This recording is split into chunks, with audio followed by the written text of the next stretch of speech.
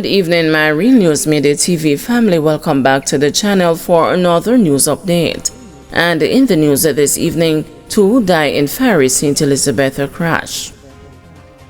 2 people died in a ferry crash on the Hodges Main Road near Black River on Saturday.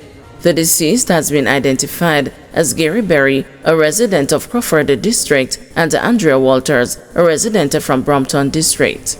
Preliminary reports are that about 12:05 p.m., Berry was riding a motorcycle towards the Black River when, upon reaching the Hodges subdivision entrance, he collided with a white Toyota Voxy taxi. Reports suggest that the taxi had been turning into the subdivision when the crash happened. The impact resulted in the motorcycle igniting in flames. Several injured people, including Berry and Walters, who was a passenger in the taxi, were rushed to the nearby Black River Hospital. Berry and Walters were pronounced dead at the medical facility. The Area 3 Accident Investigation and Reconstruction Unit is probing the crash. The driver of the Toyota Voxy is now in custody. Trelawny man charged following stabbing incident. A Trelawny man has been charged with wounding with intent following an incident in his community on Sunday, January 19. Reports from the Falmouth police are that about 1:30 a.m., 22-year-old Simeon Campbell was at a bar when an argument developed between him and another man. During the altercation, Campbell allegedly used a knife to inflict stab wounds in the back and the left side of the other man.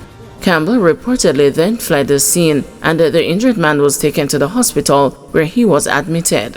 A report was made to the police, and Campbell was later arrested and subsequently charged. His court date is pending. Cops seize 2 guns in Kingston 13 snap raids. Police seized 2 illegal firearms in operations in the Kingston 13 area over the weekend. The Area 4 Fugitive Apprehension Team recovered a firearm on Friday during a snap raid at a premises on Cinnamon Crescent, Kingston 13. The firearm, a black 9mm double-action Browning pistol, along with 4 9mm rounds, was found under a silver Nissan motorcar at the location. The firearm was taken to the Hunts Bay Criminal Investigation Branch, where it was processed. The Hunts Bay police are investigating. Then, on Saturday, the police did another snap raid at a premises on Crescent Road at Kingston 13 at 12:45 p.m. that led to the seizure of an AAC Badger rifle with the serial number erased. No arrest was made in relation to the seizure. The firearm is suspected to belong to the Crescent Road gang. Chinese businesswoman reported missing. 28-year-old Gihua Lu, a businesswoman of Fairway Avenue, Kingston 5, has been missing since Thursday, January 23. She is of light complexion, slim build, and about 142 centimeters or 4 feet 8 inches tall. Reports from the Matilda's Corner police are that at about 9:53 p.m., Lu was last seen at her business establishment wearing a white dress and black knee-high boots. All efforts to contact her have proven futile. Anyone knowing the whereabouts of Gihua Lu is asked to contact the Matilda's Corner police at 876-978-6003, 119 police emergency number, or the nearest police station. Children's advocate outraged at the sad at a killing of 12-year-old. Children's advocate Dan Gordon Harrison has expressed a grave concern about the continued acts of violence against the children. Mrs. Gordon Harrison was reacting to the latest incident in which 12-year-old Kevon Ferron was shot and killed and his mother seriously wounded during a gun attack Friday morning. She said she hoped that the perpetrators will be swiftly brought to justice while expressing condolence to the family of Kevon. The police say about 7:30 a.m., Kevon's mother was driving along Lindsay Crescent when, on reaching the stoplight at Dunrobin Avenue, the light turned red and she brought the vehicle to a halt. The police said 2 men on a motorcycle rode up and the pillion opened fire on the occupants of the motor car. We're very saddened by it. And, it really is something that's a very sobering way to reflect on this past week. And we are particularly concerned about the ongoing acts of violence against our children. This has been a very sad January for our children. And I really hope that we can turn things around as we look forward to February and the rest of the year. Court of Appeal President defends integrity of the judiciary.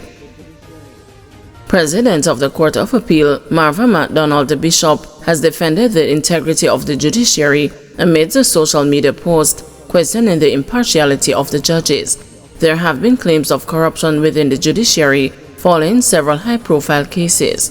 Mrs. McDonald Bishop declared on Friday that Jamaica has some of the best judges who operate at a high ethical standard. The senior judge was addressing a commissioning ceremony for justices of the peace and the lay magistrates at the Church Teachers College in Mandeville on Thursday. 33 JPs and 18 lay magistrate candidates were commissioned at the event.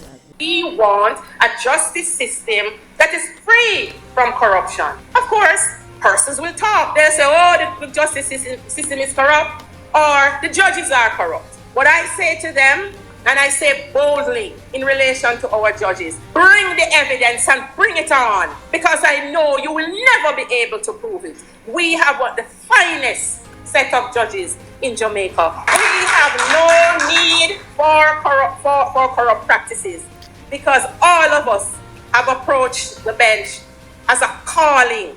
Our motivation is not money, but service to humanity to the best of our abilities and in accordance with the Constitution that is the supreme law. Calm returns to Spanish Town as the Prime Minister warns residents that gangs are not your friends. Spanish Town experienced a day of relative calm on Friday as businesses reopened and regular activities resumed, following the tense atmosphere that gripped the town on Thursday. The flare-up of violence on Thursday occurred after reputed one-order gang leader Othniel Tinkman Loban was killed in a confrontation with the police at the 6 Miles in St. Andrew on Wednesday night. The incident, which followed a high-speed chase and a 3-vehicle collision, had initially sparked fears of ongoing unrest. By early Friday, though, there were signs of a return of normality, with public transportation services resuming and the commuters going about their routines. Informal vendors reclaimed their usual spots along the busy Burke Road, while businesses in the market district also reopened. Dennis Robotham, president of the St. Catherine Chamber of Commerce, expressed satisfaction with how the day turned out. Most businesses were opened today. All the vendors in the market district took up their respective places. Things went pretty well, although the usual buzz of traffic was noticeably absent. We've expected that it will take a little while for total normalcy to return, but I was pleased with how the day went, he stated. Robotham estimated the economic losses caused by Thursday's closures to be significant. About losses, we are talking about billions, because if you look at the domino effect, each business, the suppliers, the retailers, and the distribution chain were all affected. Many of them had to return to their warehouses yesterday because there was nobody to receive the goods, he said. The calm was attributed to heightened security measures and appeals for peace from government officials.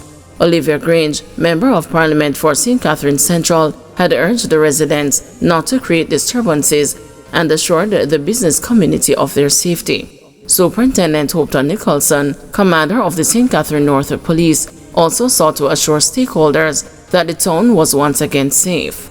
The security force continues to maintain a strong presence in the town and the outskirts, and we don't expect any form of disturbance from citizens, he said.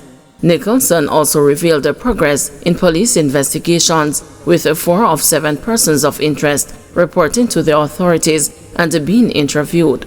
Those in custody include Ronil Hope, Tashwin Balfour, Kevon White, and Shamar Dome. Nicholson urged the remaining individuals, known as Ranger, Prezi, and Javon White, to surrender immediately. The security force's vigilance, coupled with community cooperation, has restored a sense of order to Spanish Town, the St. Catherine North Police Commander noted. Yesterday, speaking in Westmoreland, Prime Minister Andrew Holness said the government was paying close attention to the situation in Spanish Town. He said that the National Security Council on Thursday received a briefing from the Jamaica Constabulary Force and was satisfied that the police have made the necessary allocation of manpower and other resources to bring the situation under control and return calm to the town. Holness added, however, that the intelligence briefing indicated that the gangs continue to pose a clear and a present danger and a real threat to public order, citizen security, public services and commerce in Spanish Town. There is a sense, and we have seen it displayed publicly, that somehow the gangs are protectors of the community or are your friends, Holness said in a message to residents of Spanish Town. The gangs are not your protector, they are not your friends, they are using you. He said the government's strategy was not to target or harm communities in pursuit of gangs, but instead to separate the gangs from communities and the law-abiding citizens. With this in mind, he urged the citizens of Spanish Town not to support the gangs and not to be enlisted in their activities. This is finally an opportunity for the liberation of Spanish Town, Holness said, while noting that more investments would find their way to the community through the government and the private sector if citizens help the police and cooperate with the government's strategy to clear the space of the gang threat. Thank you everyone for watching. See you tomorrow morning at 6 a.m. for another news update.